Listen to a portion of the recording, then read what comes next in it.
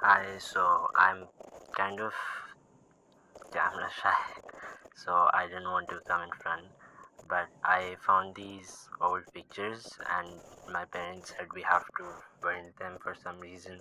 But I it gave me the idea that I can make this video and then watch it when I'm older, like I'm looking at these pictures. So, hi Abdullah. Um, I I hope you gave your CIEs. I They should be like 5-6 years from now, and I hope you got good grades and you're super rich and I hope you married Kinza. I really like her. Um, and That's some of my Arduino stuff. Are you happy? Like you did the things that I want to do now, right? Like you achieved these things and um, did the things you were meant to do or whatever they say, like your purpose and stuff. Hmm? Ji Aya?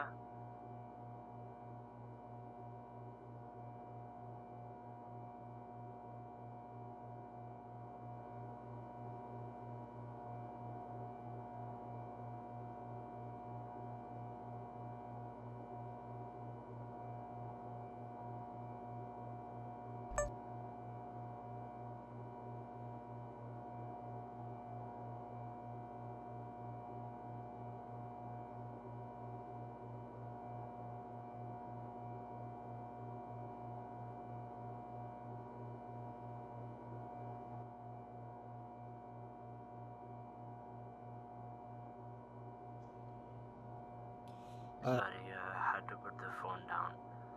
Uh, Abdullah, do you? This feels like such a weird thing to say. Did like like purpose? I said our purpose is to do all these things and like get rich and like these things are nice, but I don't like purpose feels like a big word and like these feel too small to be our purpose. I don't know. Like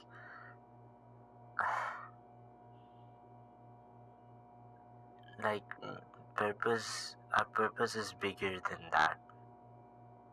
Like like maybe you haven't even completed it yet. Like that big. But I hope you at least found it. You found it, right?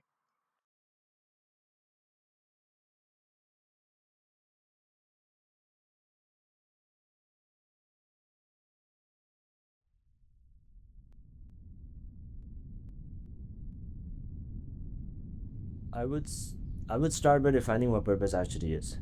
So purpose is the reason something exists. And so when you define it that way, you realize that everything has a purpose. Actions have purpose, ideas have purpose, objects have purpose, emotions have purpose, humans have purpose.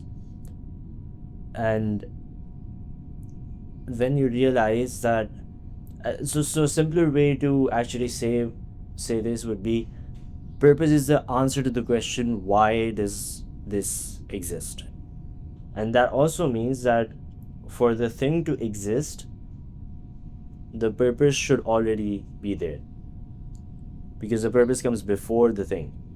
The purpose is the reason why that thing exists, therefore the purpose should be before the existence of that thing. If purpose must exist before that thing, therefore the purpose for everything already exists because that thing exists. And I would actually encourage you to do this exercise, you could say. Imagine yourself in a white room and there is nothing around you. You just wake up in a white room, it's completely empty. And so your first questions would be, why am I here? Who put me here? Where am I? These would be your first few questions. Now, if you fill that room up with things that occupy your mind, let's say games and books, or any form of entertainment, and even good things, even things like, okay, you can use this computer to earn, like, do something online and earn money, like even that. And I'll get into how that is a distraction, but for now, you will start doing those things and you'll stop asking these questions.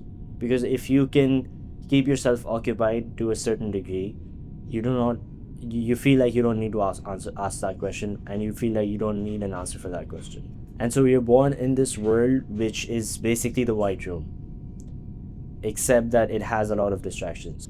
And so we find ourselves occupied in those distractions and less worried, maybe worried, but less worried about asking the questions that we would innately ask. And so we have to pull ourselves out of those distractions and forcefully ask the questions, why do I exist? So if you see someone earning money, you would think that, okay, he's doing something good, he's earning money for his family, it's a good thing. uh Except that can be a distraction too, and the reason for that is because a distraction is simply something that takes you away from your main point. So if you don't earn money for the right reason, you automatically earn it for the wrong reasons. And the more you continue to earn it for the wrong reasons, the deeper you get into that purpose, and the further you get away from this purpose. So you're distracted from your actual purpose, even though what you're doing is a good thing. And maybe you're even giving charity, maybe you're doing everything that a good person does, but you're still moving away from, further and further away from your purpose. And so that's why I say even good things can be a distraction. It's not that the good things are bad things, it's just that the good things are taking you away from the main purpose. And it's not that you don't do the good things, it's that you do them with the right purpose. In the book Atomic Habits, what was his name? James? I have the book here. James Clear basically states that he says there are three levels on changing habits. First is the goal, and then beneath that is the system. So the goal is what you want to achieve. Beneath that is the system that you're used to achieve that goal, and even under that is your identity.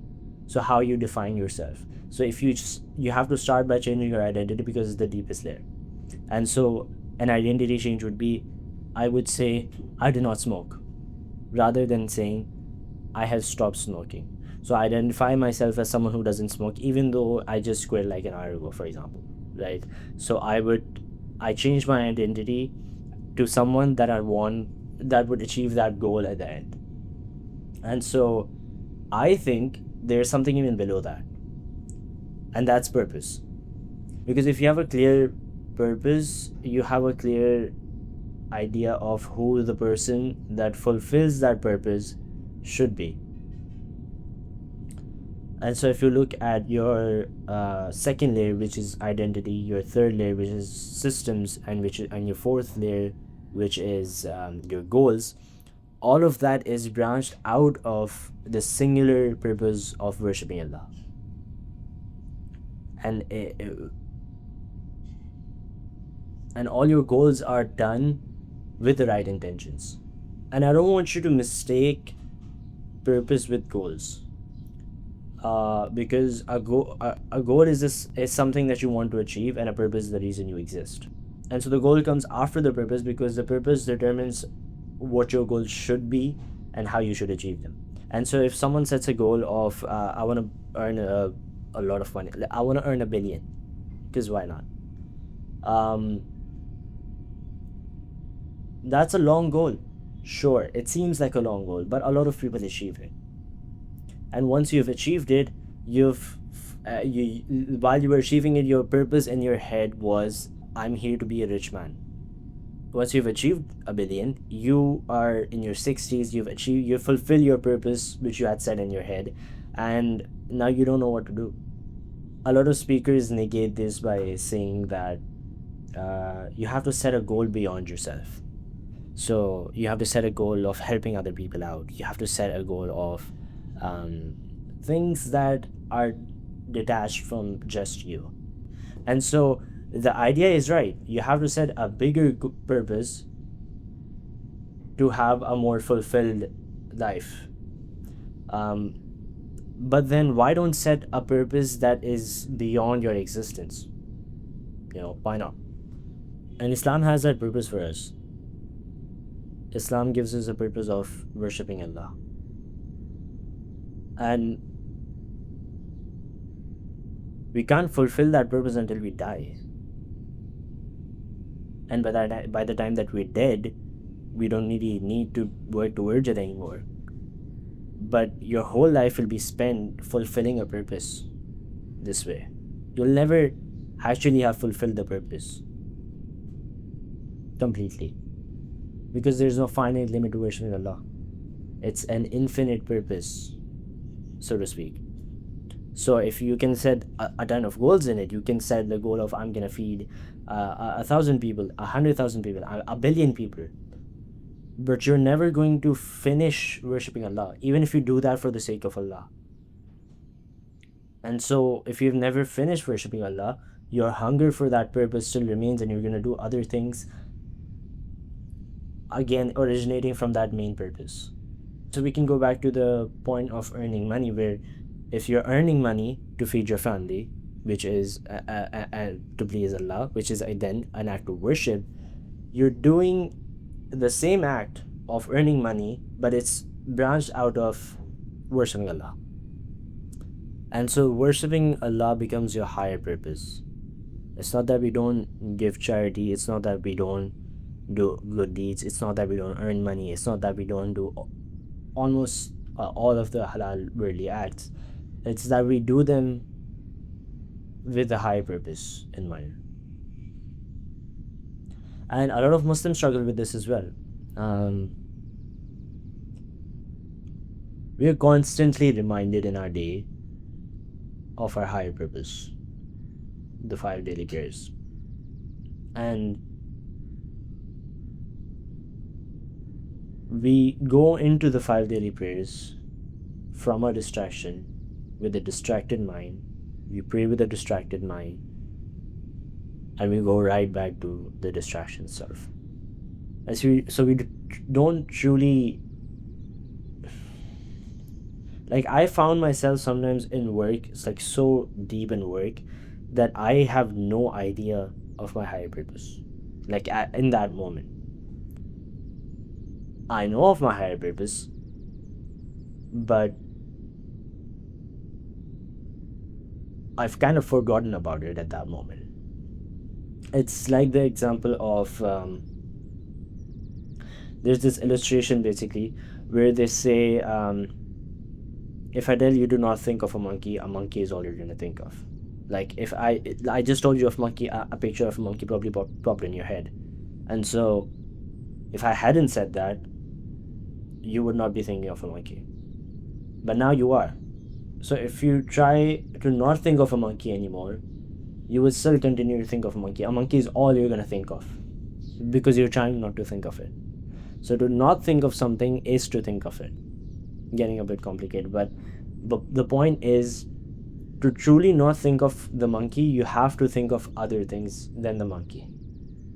So distraction from the higher purpose also works that way. You have the higher purpose, and the other things, it's not that you forcefully tell yourself, oh, I'm not going to think of my higher purpose. It's that you get occupied with other things so heavily that the higher purpose gets forgotten. And so you have to forcefully remind yourself of the higher purpose.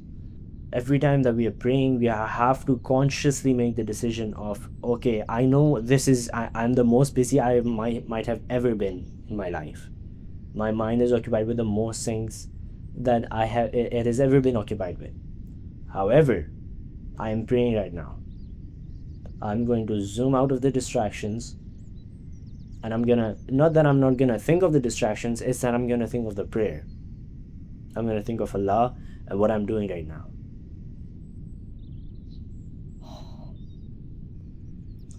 And the thing is, I struggle with this as well. I've been on my journey of Islam for like 4 or 5 years now, and not once can I look back except one time. But other than that, cannot look back once and say with confidence that at that period of my life, my purpose was truly to worship Allah. Everything that I was doing, I could have been doing the same things that I did. That's not like we discussed. Action doesn't have to change.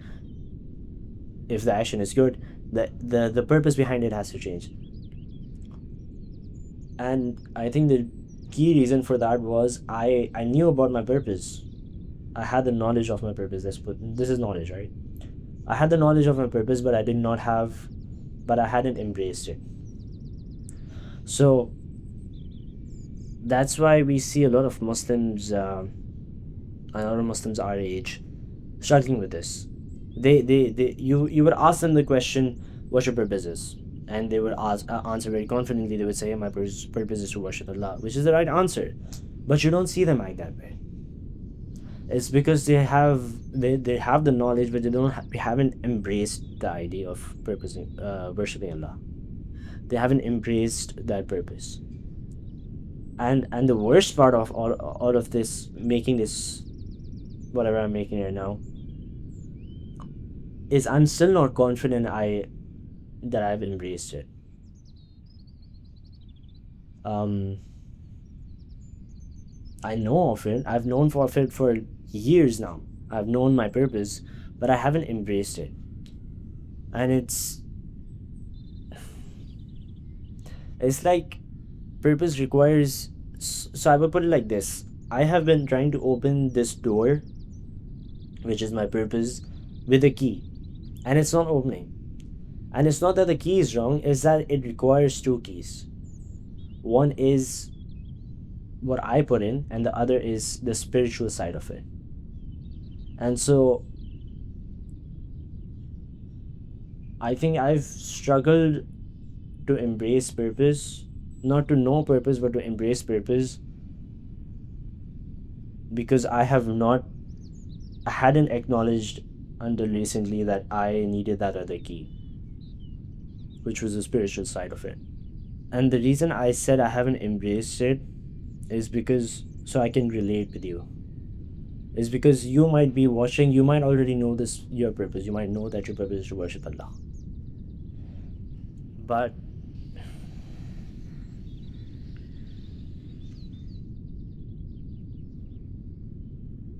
you might know that your purpose is to worship Allah, but you may have seen the same struggle in yourself that I have in myself, which is that I haven't embraced it. And I hope with this, I can I can help you with that in some way, uh, and I can help myself in some way. We we're all on a journey here, and a lot of times we complicate things more than they need to be. Uh, like someone who's like extremely weak just walks into the gym for the first time. He may see someone benching 100 kgs or 150 kg, and he will be shocked. Like that seems impossible to him, but he can bench 20. And so he benches 20 and he benches 25, and then he realizes, oh, there's a progression here. And so all of a sudden that 150, 100 is far, but he realizes that there are steps he can take to it. My point with this is a lot of things seem more complicated than they actually are. And it's just a matter of breaking them down and understanding what our purpose is, for example. And with purpose, it's that side which I just described, but then there's also a spiritual side. And that might be simple, that might be complex, we don't know. But that is something that we don't necessarily have to break down on our end. It's something that we have to ask for. So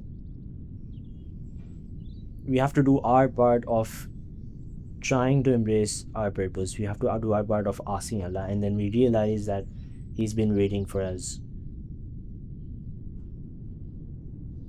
to, to help us embrace that purpose.